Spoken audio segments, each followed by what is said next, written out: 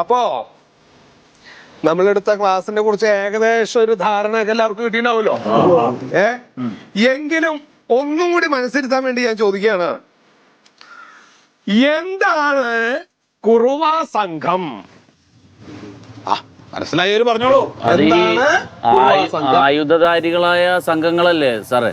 Very good, very good. പിന്നെ അവരുടെ ഒരു വേഷവിധാനങ്ങൾ എങ്ങനെയൊക്കെയാണ്?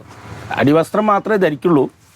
പിന്നെ കറുപ്പ് മേലൊക്കെ തേച്ച് ആളെ തിരിച്ചറിയില്ല. ചിലര് എണ്ണയൊക്കെ പുരട്ടും. Very good, very good. നല്ലൊരു മനസ്സിലോടാം. പിന്നെ എന്തൊക്കെയാണ് അവരുടെ പ്രത്യേകതകൾ? സാറേ ഞാൻ പറയാം. ചേനക്കാരൻ പറയൂ. അന്യ സംസ്ഥാനങ്ങളെ തിരുട്ട് ഗ്രാമത്തു നിന്നും നമ്മളെ നാട്ടിലേക്ക് വരുന്ന സംഘങ്ങളാണ് ഈ കർമ്മ സംഘം. കുറുവാ സംഘം. മലയാളി അല്ലല്ലോ. പറഞ്ഞോളൂ. സാറേ കുറുവാ സംഘം ഇവരെ മെയിൻ പരിപാടി വെച്ചാല് നാട്ടിൽ കണ്ട നമ്മളെ സ്വത്തെല്ലാം അടിച്ചിട്ട് ഇവർ അങ്ങോട്ട് കൊണ്ടുപോകും. ചോദിക്കാനും പറയാനായിട്ട് ആരും ഉണ്ടാ സാറേ. ഇതാണ് ഇവരെ പദ്ധതി. Very good.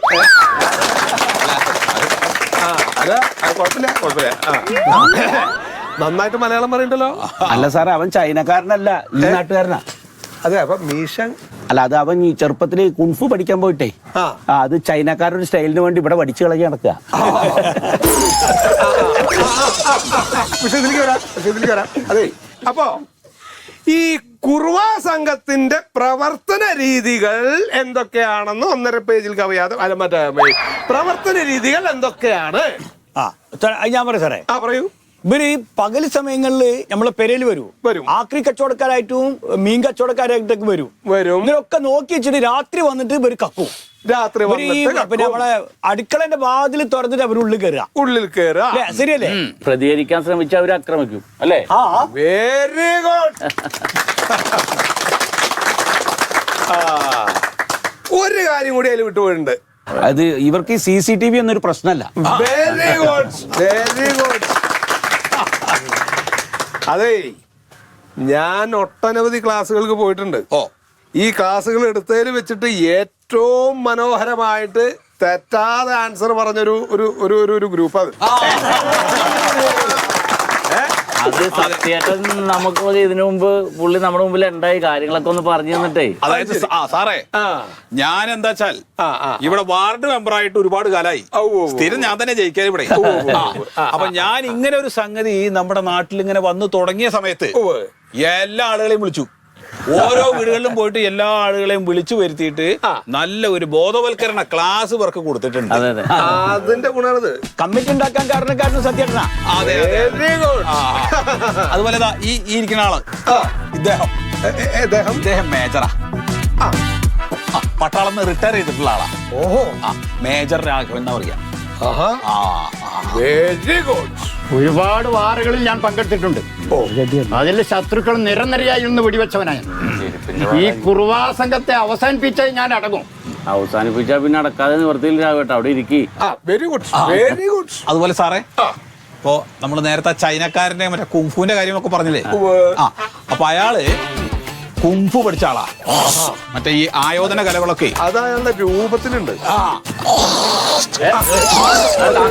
ഇപ്പൊ അങ്ങനൊന്നും വേണ്ട. കുറുവാ സംഘം വരുമ്പോ മാത്രം അല്ല, അങ്ങനെയുള്ള ആൾക്കാര് കൂട്ടത്തിലുള്ളത് നല്ലതാണ്. വാർഡന്റെ ഒരു കാവലാണ്. അതെ, അന്തം കുന്തൂലാണ്ട് ചാടി ഇറങ്ങാൻ പറ്റുന്ന ചില ആൾക്കാരുണ്ടാവണേ. അതെ സാറേ, നമുക്കിവിടെ വലിയ അഭ്യാസവും കസരത്തൊന്നും വേണ്ട. ഞങ്ങളിവിടെ കുറെ യൂത്ത് ഉണ്ട്. ഇവന്മാരെങ്ങനെ കയ്യിൽ കിട്ടിയ ചവിട്ടി നട്ടല്ലൊടിക്കും. പേടില്ല, പേടില്ല. അതില് കാര്യമില്ല, അത് വേണ്ട, അത് വേണ്ട. നിങ്ങൾ അങ്ങനെ അക്രമം ചെയ്യരുത്.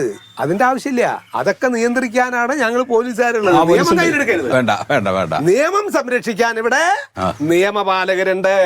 നിയമം സംരക്ഷിക്കാൻ വെരി ഗുഡ്. നിങ്ങൾ ചെയ്യേണ്ട കാര്യങ്ങൾ രാത്രികാലങ്ങളിൽ നിരീക്ഷണം ശക്തമാക്കുക. സ്ട്രീറ്റ് ലൈറ്റുകൾ എവിടെയൊക്കെ പോയിട്ടുണ്ടോ അതൊക്കെ സജീവമായിട്ട് തെളിയുന്നുണ്ടോ എന്നുള്ളത് നോക്കുക.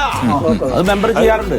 അതുപോലെ തന്നെ നിങ്ങളുടെ പരിസര പ്രദേശങ്ങളിലുള്ള പൊന്തക്കാടുകളൊക്കെ വെട്ടിത്തെളിച്ച് ഒരാൾ നിൽക്കുന്നത് കണ്ടാൽ പെട്ടെന്ന് കാണാൻ പറ്റുന്ന രീതിയിലാക്കുക. പരിസരങ്ങൾ ഇങ്ങനെ വൃത്തിയാക്കിയിടുക. അതുപോലെ CCTV ഏതൊക്കെ സ്ഥലങ്ങളിൽ സ്ഥാപിക്കാൻ പറ്റുമോ അവിടെ ഒക്കെ സ്ഥാപിക്കുക. നമുക്ക് വീടുകളിലും വെക്കാം, അതുകൂടാതെ സ്ട്രീറ്റിൽ വെക്കാം. അതൊക്കെ നിങ്ങള് തീരുമാനിക്കുന്ന കാര്യങ്ങളാണ്. അതുപോലെ തന്നെ ശ്രദ്ധിക്കേണ്ട മറ്റൊരു കാര്യം എന്ന് പറയുന്നത്, അപരിചിതരായിട്ടുള്ള ആരെങ്കിലും നിങ്ങളുടെ പരിസര പ്രദേശങ്ങളിൽ കണ്ടാൽ അവരെ ചോദ്യം ചെയ്യണം.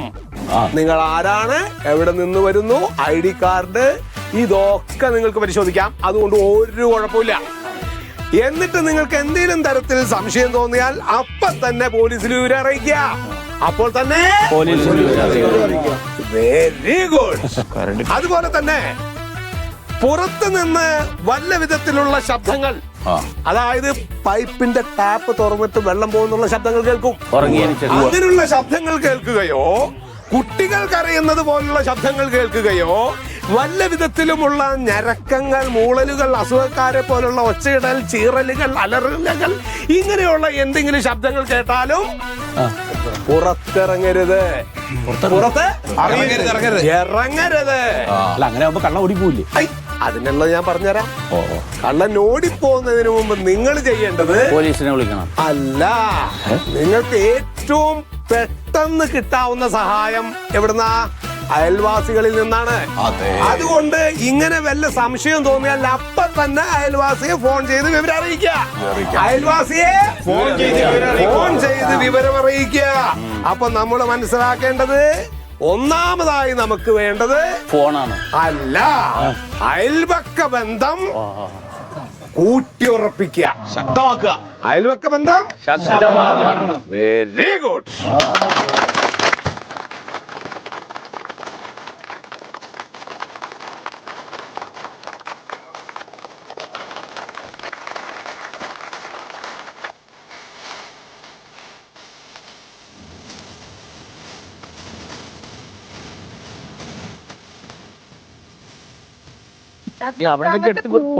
അങ്ങോട്ട് കൊണ്ടുവരല്ലേ?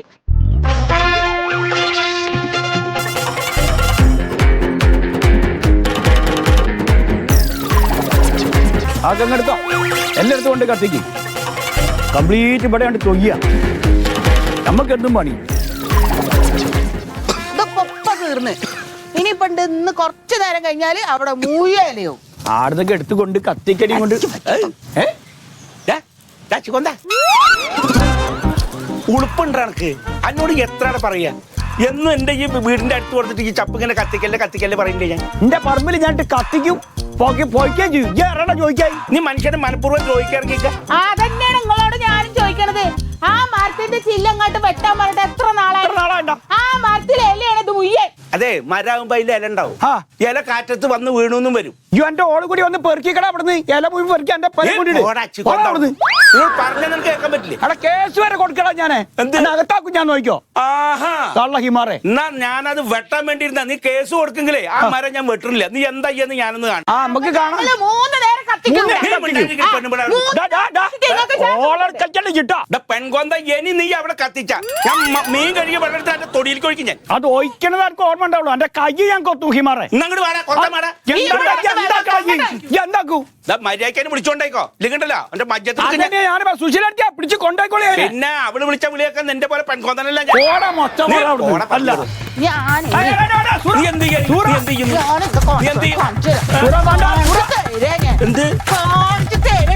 എങ്ങനെയാടാ അതിന്റെ സൈക്കിള്? നീ ഇതിന് പ്രാന്താട്ടാ, ഇതിന് പ്രാന്താ. പ്രാന്ത് എന്റെ ഓക്ക് സുശീലക്ക്.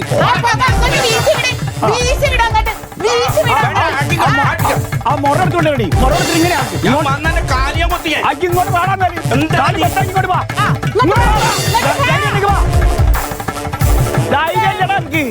അല്ലാന്ന് കൊറേ കാലം ഈ ഓലപ്പാമ്പ് കത്തിക്കാൻ തുടങ്ങിയിട്ട്.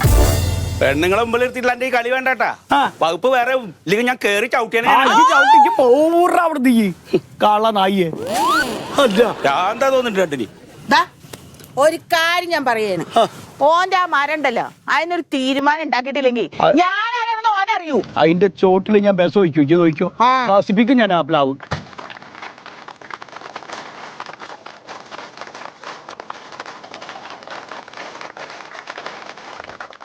അപ്പോ ഇതുപോലുള്ള നിങ്ങളുടെ ഏത് ആവശ്യങ്ങൾക്കും സദാസമയം പോലീസ് നിങ്ങളുടെ കൂടെ ഉണ്ടെന്ന് നിങ്ങൾ അടിയുറച്ചു വിശ്വസിച്ചോളൂ. അപ്പൊ നമുക്ക് ഭയമല്ല വേണ്ടത്, ജാഗ്രതയാണ്. ഭയമല്ല വേണ്ടത്, വെരി ഗുഡ്.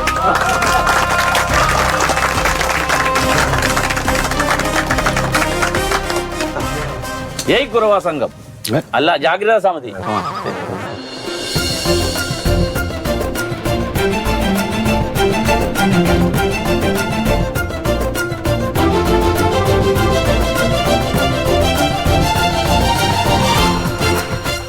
പണ്ടൊക്കെ കള്ളന്മാരെ പേടിച്ചാൽ മതി. ഇപ്പൊ കള്ളന്മാരെക്കാരും ഭീകരന്മാരാ വരും. അറിയാം എനിക്ക് ഒക്കെ അയക്കി. എന്താണ് ആ കൗത്തിൽ കിടക്കണം, കാത് കിടക്കണം, കൈമ കിടക്കണം കൊണ്ട് അയച്ചൂട്.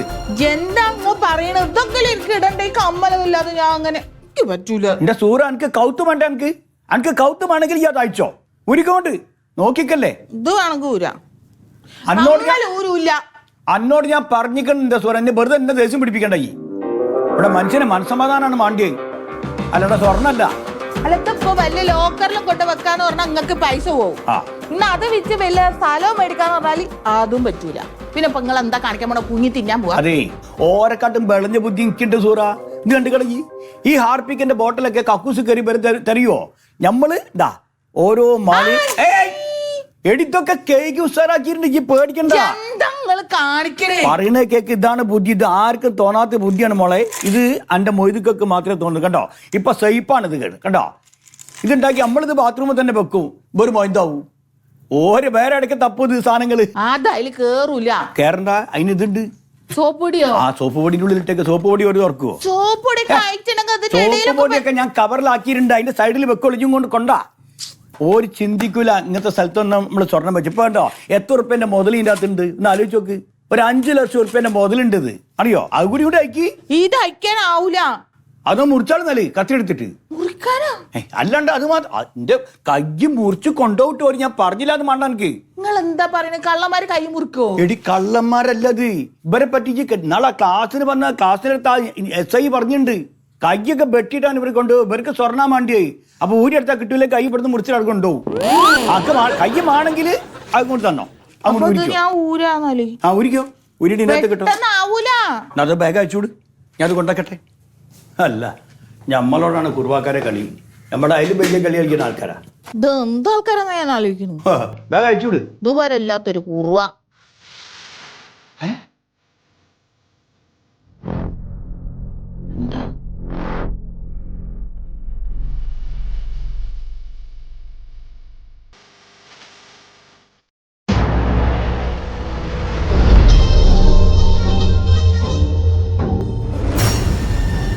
അവിടെ ഉമ്മർത്താരുണ്ടല്ലോ. ഉമ്മർത്താരുണ്ട്. അടക്ക് നോക്കട്ടെ.